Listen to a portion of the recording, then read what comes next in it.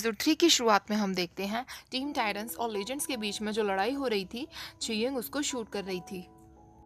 Legends का manager आकर उन लोगों को लड़ने से रोकता है और वहां से उन्हें वापस ले जाता है। इससे पहले कि चियंग शॉन्गकॉन्ग तक पहुंच पाए, वो वहां से चले जाते हैं।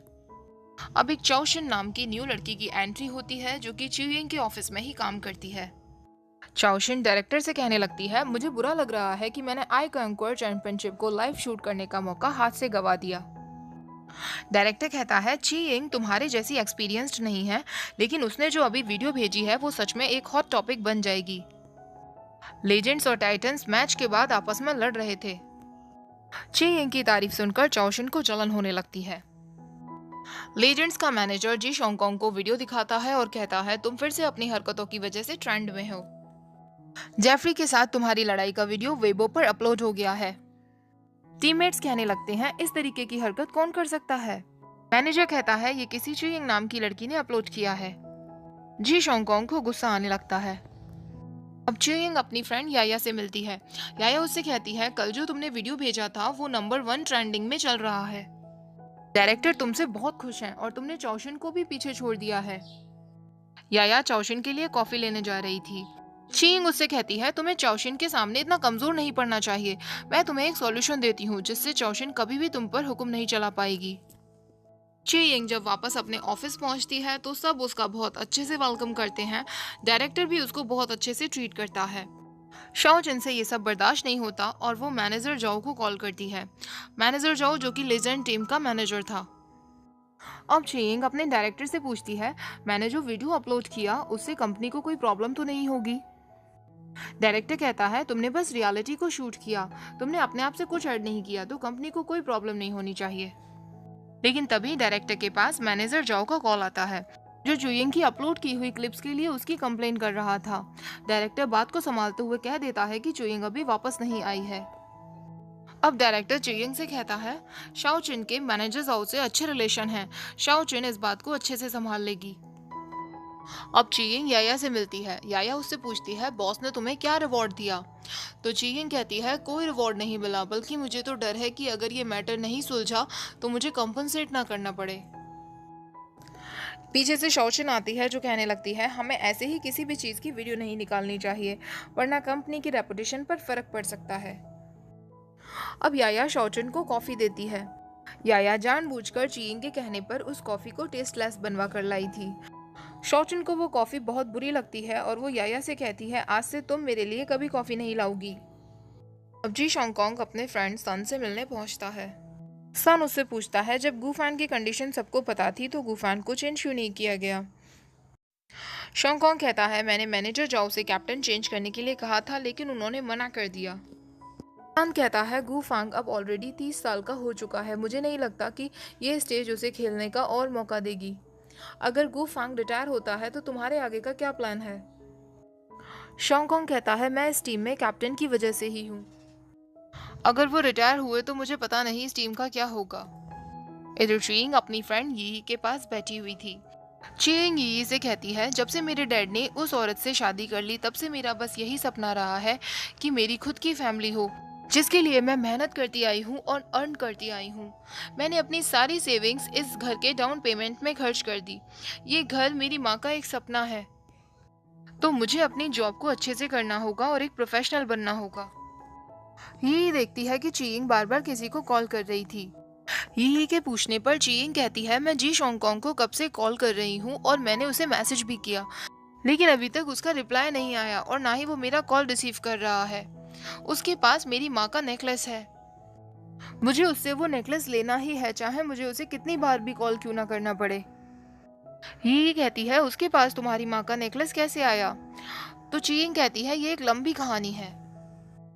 इधर शॉन्गकॉन्ग सुबह उठता है तो वो देखता है उसका फ्रेंड उसके साथ सोया हुआ था, तो वो उसे लात मारकर नीचे गिरा देता है और उससे कहने लगता है, तुम मेरे रूम में यहाँ क्या कर रहे हो और तुम मेरे पिलो पर अपना पैर रखकर सोए हुए थे। उसका फ्रेंड कहने लगता है, रात भर तुम्हारा फोन बज रहा था तो मैं चेक करने आया और मैं यहीं सो गया। उसका फ्रेंड वहां से उठकर जाने लगता है तो शॉन्गकॉन्ग उसे पिलो देते हुए कहता है, मेरा पिलो वॉश कर देना। शॉन्गकॉन्ग अपना फोन चेक करता है तो चियंग ने ही उसे काफी सारे कॉल किए हुए थे। अगले दिन चियंग लेजेंड्स के ऑफिस पहुंच जाती है। लेकिन रिसेप्शनिस्ट उससे कहती है आप बिना अपॉइंटमेंट के जी शोंगकोंग से नहीं मिल सकते। तभी वहां जी शोंगकोंग का फ्रेंड लिन यूशुआन आ जाता है। लिन यूशुआन उससे कहता है तुम यहाँ जी शोंगकोंग से माफी मांगने आई हो ना। लास्ट नाइट जो वीडियो तुमने अपलोड किया था उस वजह से उन्हें बहुत सहना पड़ा है। चीयिंग कहती है हाँ मैं जी शोंगकोंग से माफी मांगने आई थी, क्या तुम मुझे उसके पास ले जा सकते हो। लिन यूशुआन उसे पूरा ऑफिस दिखाते हुए जी शोंगकोंग की तरफ ले जाता है जो कि जिम में था। लिन यूशुआन उसे एक वाटर बोतल देता है और उससे कहता है शोंगकोंग ब्रदर बहुत ही गुस्से वाले हैं, वो इजीली तुम्हें माफ नहीं करेंगे, लेकिन तुम उनके लिए ये वाटर बोतल लेकर जाओ, उन्हें प्यास लगी होगी। शोंगकोंग को जिमिंग करते हुए देखते वक्त चीयिंग को हॉट फील होने लगता है और वो पानी खुद ही पी लेती है। शोंगकोंग उसे देख लेता है और कहता है तुम यहाँ क्या कर रही हो। चीयिंग उससे कहती है पहले अपने कपड़े प्रॉपर तरीके से पहनो, उसके बाद मुझसे बात करना।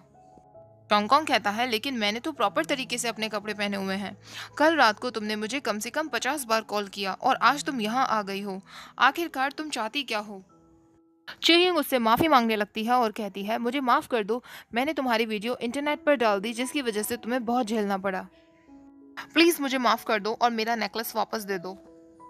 शोंगकोंग कहता है अच्छा तो तुम अपना नेकलेस लेने आई हो, लेकिन तुम देख सकती हो मैं बहुत स्वेटी हो रहा हूँ, मैं शार लेकर आता हूँ, उसके बाद मैं सामने वाले कॉफी शॉप में तुमसे मिलूंगा।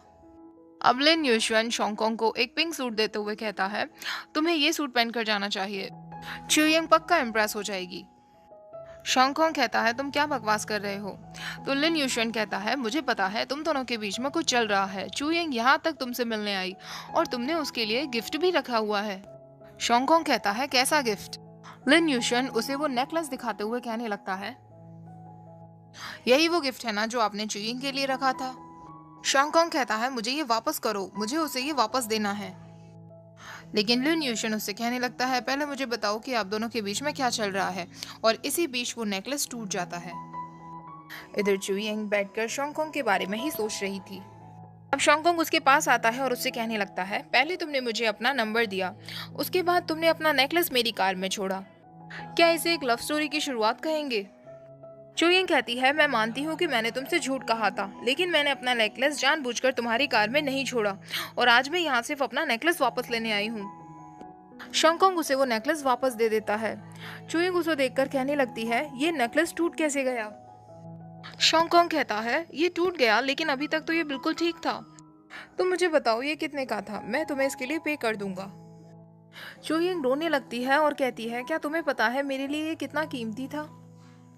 शोंगकोंग को उसे रोता हुआ देख बुरा लगता है तो वो कहता है अगर ये इतना कीमती था तो इसके बदले में तुम मुझे बताओ मैं क्या कर सकता हूँ, मैं वो करने के लिए तैयार हूँ। लेकिन चीयिंग को गुस्सा आ जाता है और वो कहती है मैंने सोचा था कि तुम एक अच्छे इंसान हो, मैंने तुम्हें गलत समझ लिया, और उसकी जैकेट उसके मुंह पर फेंक कर वहां से चली जाती है। चीयिंग अपनी माँ की फोटोग्राफ देखते हुए कहने लगती है माँ मुझे माफ कर दो, मुझसे नेकलेस टूट गया है। इधर शोंगकोंग बैठकर चीयिंग के बारे में ही सोच रहा था कि तभी उसके पास लिन यूशुआन आता है और कहता है कैप्टन रिटायर होना चाहते हैं। शोंगकोंग कैप्टन के पास जाता है और उनसे पूछता है क्या आप सच में रिटायर होना चाहते हैं। गूफान कहता है मैं ऑलरेडी 30 साल का हो चुका हूँ, टीम मेरे बिना रह सकती है लेकिन टीम तुम्हारे बिना नहीं रह सकती। अब गूफान अपने गले की चेन निकालता है जिसमें फर्स्ट प्लेस रिंग पड़ी हुई थी और कहता है मेरा सपना था कि मैं एक सेकंड फर्स्ट प्लेस रिंग भी पा सकूं, लेकिन अब मेरा सपना है कि तुम लोग फर्स्ट प्लेस पर आओ। और उस चेन को शोंगकोंग को पहनाते हुए कहता है अब मैं ये टीम तुम्हारे हवाले करता हूँ। शोंगकोंग कहता है कैप्टन मैं प्रॉमिस करता हूँ मैं फर्स्ट प्लेस ट्रॉफी पाने में पूरी मेहनत करूंगा।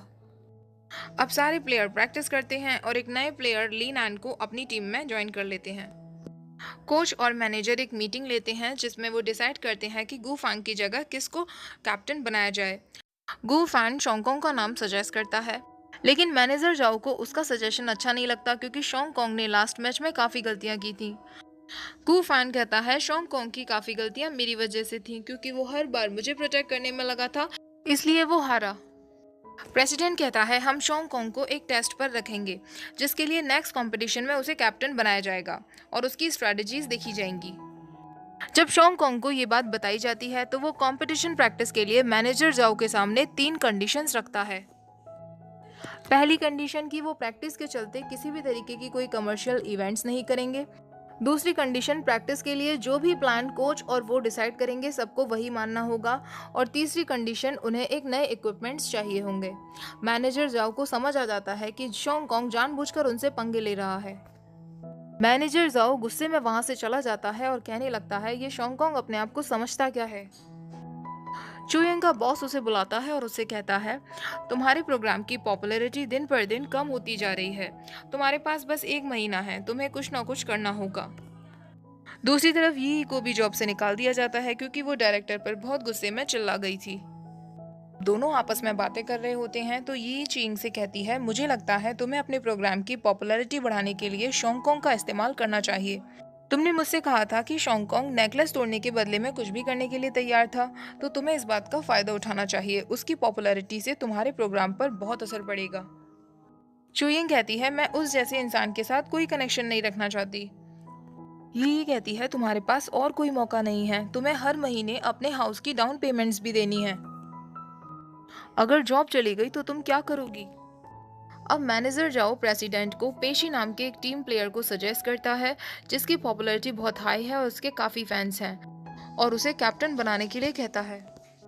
हालांकि कोच इस बात से इनकार कर देता है क्योंकि पेशी टीम मेंबर्स को साथ लेकर नहीं चलता, सिर्फ अपने लिए ही खेलता है। लेकिन मैनेजर जाओ के इंसिस्ट करने पर प्रेसिडेंट पेशी को कांटेक्ट करने के लिए कह देता है। चियंग फाइनली लेजेंड्स ऑफिस वापस जाने का सोच लेती है। वो कैफे के बाहर प्रैक्टिस करने लगती है कि वो शोंगकोंग से जाकर क्या कहेगी और खुद से ही बातें करने लगती है। शोंगकोंग उसे देख लेता है और हंसने लगता है। शोंगकोंग उससे मिलने बाहर जाता है और दोनों आपस में टकरा जाते हैं और यहीं पर एपिसोड एंड हो जाता है। नेक्स्ट एपिसोड भी आपको जल्दी से चाहिए हो तो प्लीज़ ज़्यादा से ज़्यादा लाइक्स दे देना और शेयर कर देना अपने फ्रेंड्स के साथ। मेरे चैनल को सब्सक्राइब कर देना। Thank you for watching. Bye bye.